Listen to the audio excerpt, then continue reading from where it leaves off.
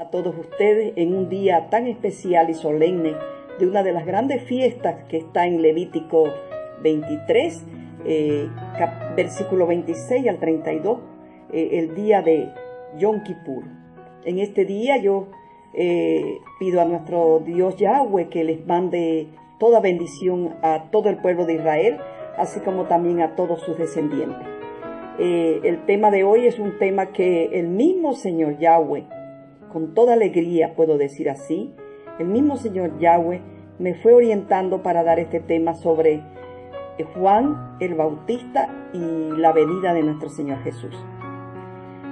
Podemos encontrar que en la palabra, en Lucas capítulo 1, 60 y 66, podemos encontrar que cuando nació Juan el Bautista, no se le puso el nombre de Zacarías porque el papá le puso su nombre, sino la mamá les dijo que al pueblo le dijo que se iba a llamar Juan, que eso significa en el hebreo Jonahan, y su significado tiene un contexto de el hombre que es fiel, o sea, el profeta fiel, el que sigue fielmente a nuestro Dios Yahweh.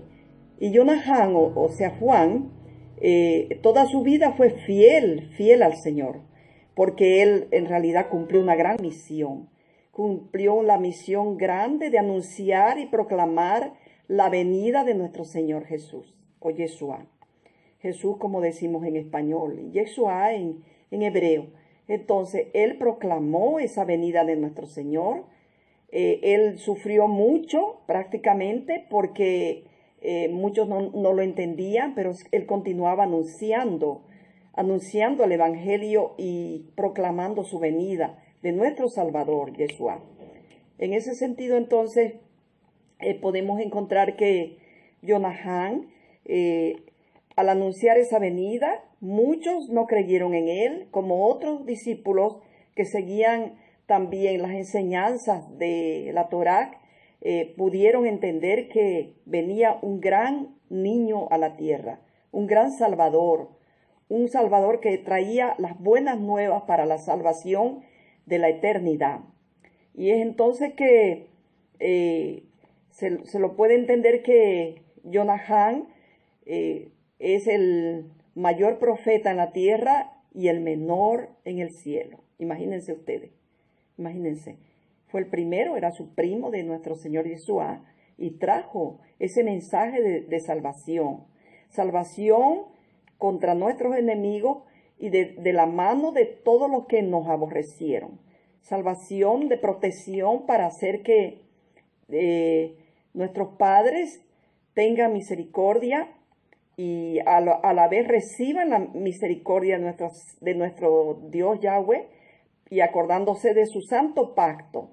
Su santo pacto, el primer pacto, que son los mandamientos que están en Levítico 16, 31 y 32. Los mandamientos son más, pero en Levítico 16, 31 y 32 nos habla de algo muy especial, de uno de los mandamientos más especiales, que es el día de reposo. El día de reposo, o Shabbat, como le llaman en hebreo, es para vosotros, dice el Señor, y afligiréis vuestras almas. Tenéis que afligir vuestras almas, y es estatuto perpetuo.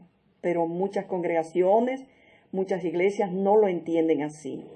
Y es por eso que el Señor vino y se entregó en muerte, en madero, para poder hacer que se cumpla estos mandatos, que se cumpla también este mandato del día de reposo, porque el Señor dijo que no venía a abolir la ley, lo dijo claramente: yo no he venido a abolir la ley, sino a cumplirla, de tal modo que el primer pacto se renueva con el segundo pacto, pero no se abole la ley con el segundo pacto. Es como cuando, por ejemplo, un simple ejemplo, cuando un abogado hace un contrato de un alquiler de departamento por 2 años, después vuelve a renovar el contrato, pero lo renueva con algunas otras cláusulas.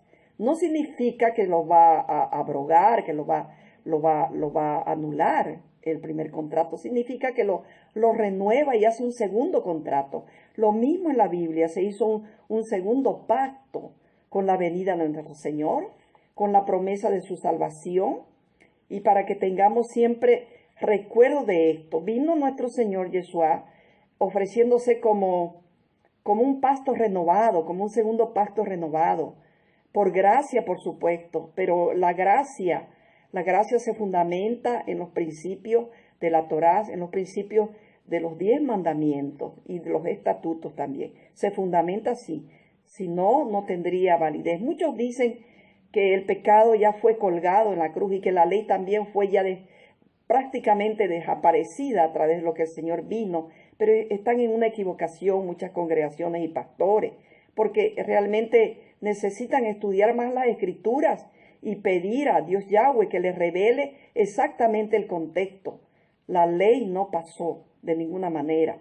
De tal modo que cuando nuestro Señor fue anunciado, ¿no? Encontramos que podemos encontrar que podíamos escuchar la palabra como por decirlo, y tú niño, profeta del Altísimo, serás llamado porque irás delante de la presencia del Señor para preparar sus caminos. Y entonces, podemos encontrar entonces que ese pequeño niño que vino para salvar el mundo, no nació en Belén de Éfrate, pequeña ciudad de Éfrate, una ciudad parte de Judá, en donde realmente se daba algo grande para la humanidad, que era la salvación de todos los hijos que habían entrado en pecado, la salvación de toda la humanidad que había entrado en pecado. Y ahí vino con nuestro Señor Yeshua, vino la luz. En Lucas 2:32 vino la luz para revelación tanto a los gentiles y para gloria de su pueblo Israel. De tal modo que de esta forma nosotros encontramos que muchos de los que buscan la salvación y muchos de los que buscan a Yeshua lo podrán encontrar a Él, porque son muchos los que los buscan, como dice Salmo 3:2-3, y también el anunciamiento de Levítico 27:3, pero donde nos habla que después vino el Cordero. Después de eso vinieron las ofrendas primero, vinieron las ofrendas diversas, y luego vino el Cordero sacrificado y se terminaron las ofrendas. Entonces, en Deuteronomio 4:13-14 fue el primer pacto, que es guardar los mandamientos y ponerlos por obra. Y al guardar los mandamientos se abre la puerta de la salvación, anunciada por Juan el Bautista. Juan el Bautista tenía, digamos así, la comisión por parte de Dios Altísimo para poder bautizar a los primeros hijos que buscaban a nuestro Señor. Es por eso que encontramos que Juan el Bautista mismo bautizó a nuestro Señor Yeshua, como dice en Mateo 3:14 y 15, y 3 antes. Juan se oponía y le dice: yo necesito ser bautizado por ti y tú acudes a mí. Y Yeshua le respondió: permítelo ahora, porque así conviene que cumplamos toda justicia. Nuestro Señor Yeshua siempre da un ejemplo de humildad, un ejemplo de que a veces es el último y siendo el primero. Se hizo el último para dar el ejemplo a todos y cada uno de nosotros, para que también nosotros nos bautizáramos en el nombre del Padre, del Hijo y del Espíritu Santo.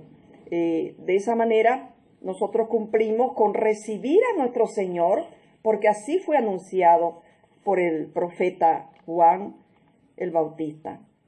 Y entonces, volviendo a que los pactos no fueron invalidados, ninguno de los pactos fue invalidado, ninguno de los pactos, y debe aplicarse estos pactos. No hay un primer pacto y se fue invalidado y un segundo pacto y fue invalidado, de ninguna manera. Los dos pactos continúan adelante hasta la venida de nuestro Señor Yeshua, y aún más todavía. después de la venida de nuestro Señor Yeshua, lo guardaremos totalmente en nuestro corazón, los mandamientos, porque es uno de los sellos que va a sellar nuestro Señor a los 144,000 elegidos y al remanente tanto de las iglesias fieles como al remanente de Israel. Por eso es que también encontramos que en Salmos 22, 9 y 10 está hablando de nuestro Señor. Imagínense, miles de años, 1200, 1300 años antes de Cristo, ya el salmista David estaba anunciando la venida de nuestro Señor, estaba anunciando el sufrimiento de nuestro Señor en Salmos 22. Les aconsejo, léanlo, escudriñen. ¿Qué dice? Por ejemplo, pero tú eres el que me sacó del vientre, el que me hizo estar confiado desde que estaba en el regazo de mi madre. Y continúa en versículos 10. A ti fui encomendado desde antes de nacer, desde el vientre de mi madre, tú eres mi Dios. Entonces, Yeshua es el mayor cumplidor. Vino para cumplir la palabra. Vino para traer salvación a la tierra. Vino para traer perdón. Un día tan especial ahora. Un día de arrepentimiento de sus hijos en cualquier lugar del mundo donde se encuentren. Hasta los descendientes hebreos, como también aquellos que no son, aquellos que son gentiles, también se pueden acoger, porque los gentiles van a ser parte del árbol de olivo injertado. Pero esto no quiere decir, no es una palabra mala injertada, sino que van a ser parte de la salvación que Yahweh ha prometido a su pueblo, Israel. Por supuesto, aquellos que no escuchan la palabra, aquellos que aún dándole mensajes, hablándole, no escuchan la palabra, van a pasar por la gran tribulación. Van a pasar por la gran tribulación hasta que aprendan la lección, hasta que puedan recibir al Maestro Yeshua, que un día vino en primera venida y vendrá en arrebatamiento y segunda venida. Así es de glorioso nuestro Padre. Así va a completar todo el trabajo que desde el cielo ha dado para este plan maravilloso de salvación para todos nosotros, en esta tierra que Él nos regaló, en esta tierra que Él nos dio como bendición y a la cual no cuidamos. Pero hago un llamado: cuidemos la tierra y cuidemos nuestro corazón y nuestra familia, para que un día Él venga y podamos verlo glorioso, podamos sentir su presencia y poder estar junto con Él en las bodas del Cordero como novia. Y muchos, los 144,000 de las 12 tribus, estén gobernando en el milenio, en el Jerusalén terrenal, porque muchos creen que va a ser todo arriba. No va a ser así. La palabra dice claramente que nuestro Yeshua va a gobernar en el milenio, en el Jerusalén, en el monte de Sión. Va a poner sus pies en el monte de los olivos. Va a venir a redimirnos después de muchas dificultades que vamos a tener, pero sí, el Señor es nuestro protector. El Señor es nuestro gran amador. ¿Cómo no vamos a amar a Él? ¿Cómo no lo vamos a agradecer? ¿Cómo no vamos a pedir en este día de Yom Kippur un arrepentimiento sincero? Arrepiéntanse, dice el Señor. Busquen mi faz, mi palabra. Enresten sus caminos. Guarden los mandamientos. Muchos pastores están enseñando mal. Tienen que darse cuenta. Muchos que hablan la palabra están equivocados, están confundidos.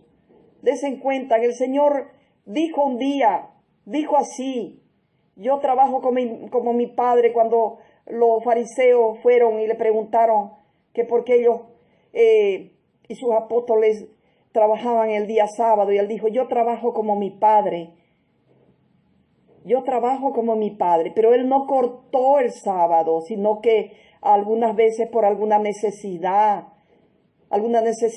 de algún problema de enfermedad, o necesidad de comer, o alguna necesidad urgente, se tiene que no trabajar en un sentido material, no trabajar en sábado para hacer dinero, sino trabajar para la obra de edificación, para curar enfermos, para orar por ellos, para prepararse en la palabra.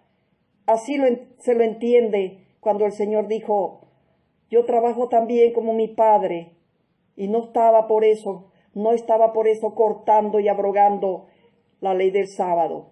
Entiéndanlo, pastores ungidos, escuchen, escudriñen. No lo quiero disminuir, pero muchos están confundidos, no todos, por supuesto, pero una mayoría está confundido. Volvamos a las raíces, volvamos a la senda antigua. Por ahí tenemos que empezar. Gloria a Dios. Bendito sea tu santo nombre, Señor. Te adoramos, Señor, en este día maravilloso del Yom Kippur. Te adoramos, Señor, porque un día vendrás y se completará la obra, Señor. Te adoramos y te esperamos con ansias. Te esperamos, Señor, con alabanzas. Te esperamos, Señor, con obras buenas. Te esperamos, Señor, con fe. Te esperamos, Señor, con una fe eterna. Bendito seas, oh Dios Padre, en el nombre de nuestro amor, de nuestro amado Señor Yeshua. Dios me los bendiga, hermanos, que ustedes se encuentren bien ahora. Gloria a Dios, aleluya, Señor.